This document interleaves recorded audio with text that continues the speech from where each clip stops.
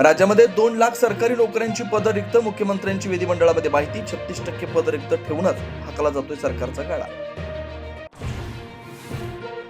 नागपूर गोवा दरम्यानच्या शक्तीपीठ मार्गामध्ये बदल होणार. राष्ट्रीय महामार्गाला समांतर जात असल्यामुळे बदल करण्याचा निर्णय.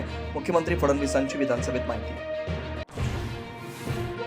मुंबई महानगरपालिकेसाठी महायुतीच्या जागा वाटपाचा मुहूर्त ठरला. पुढील 2 दिवसात मुंबईमध्ये बैठक होणार. भाजप 150 तर शिंदेची शिवसेना 100 जागा लढण्याची तयारी. सूत्रांची माहिती.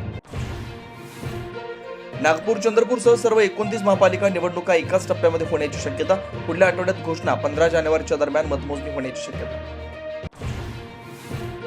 उद्धव ठाकरे मुंबईच्या तिजोरीवर दरोडा टाकणारे रेहमान डकेत, तर ठाकरेंना पाणी पाजणारे आम्ही धुरंधर आहोत. उपमुख्यमंत्री एकनाथ शिंदेंचा हल्लाबोल.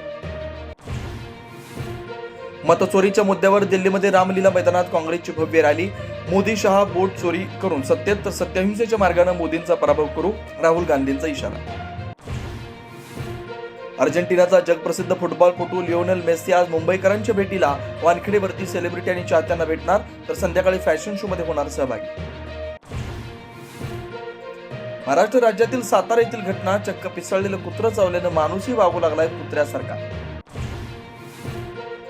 बेधुंद ट्रॅक्टर चालकाची दुचाकी स्वाराला जोराची धडक. इचलकरंजी मार्गावरील नवमहाराष्ट्र सूतगिरणी समोर अपघात.